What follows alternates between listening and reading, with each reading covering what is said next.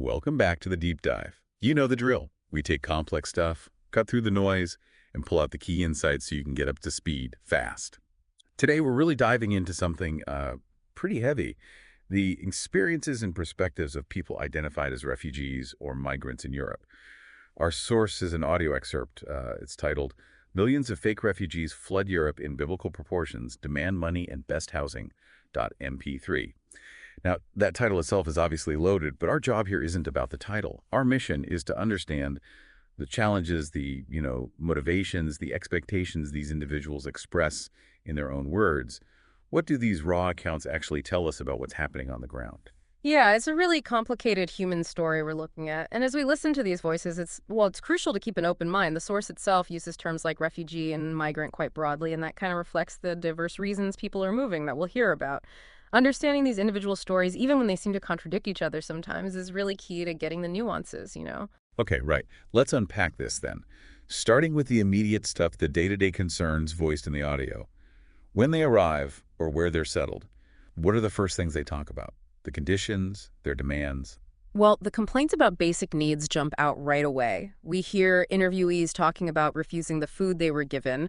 One person says, pretty bluntly, "Animal, don't eat this." And they ask for money instead to buy their own food from supermarkets. Wow, animal don't eat this. That's stark. It is. And it continues. They talk about sleeping on the floor, being cold, lacking money, medicine, clothes, shoes, even just a proper bed. So really basic human needs aren't being met from their perspective. Exactly. There's this strong feeling of humiliation and neglect. Another person actually says, "We are just like animal here." Just like animals. That's rough. Yeah.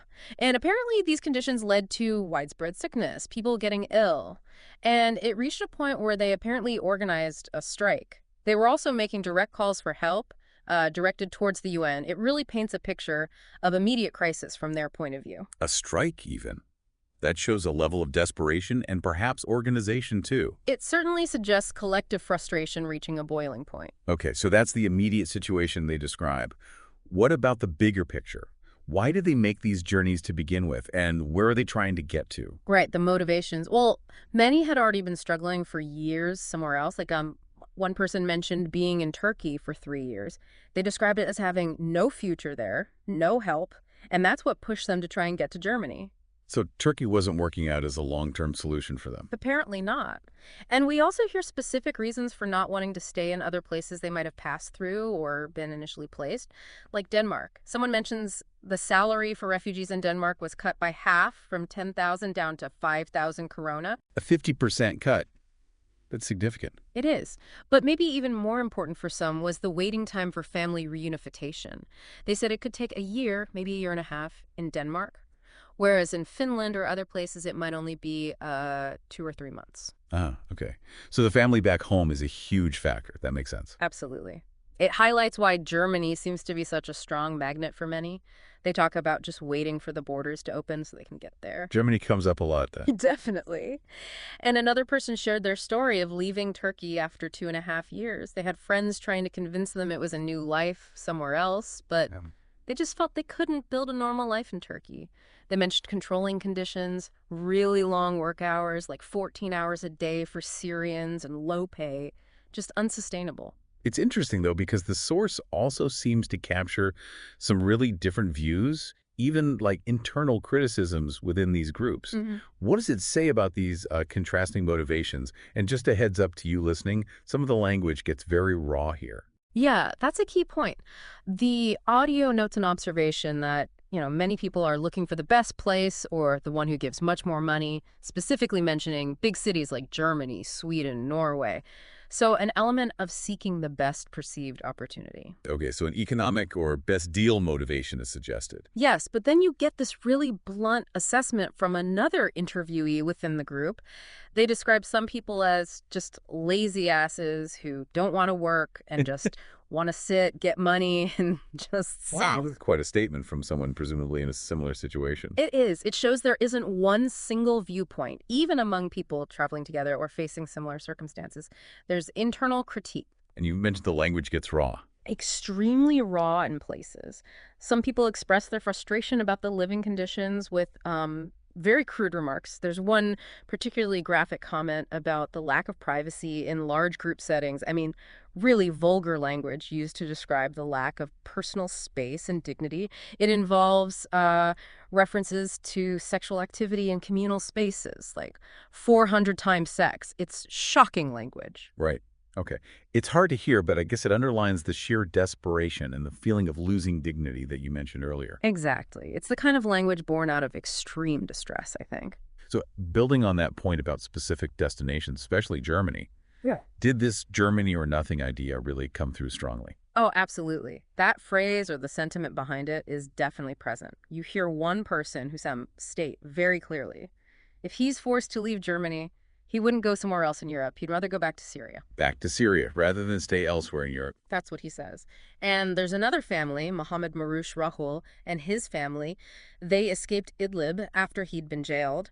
They also were set on staying in Germany. So a real determination to be in Germany specifically. Yes. And what's really interesting is Rahul's daughter, she's 17. She has this very firm view. She believes Europe should actually be tougher.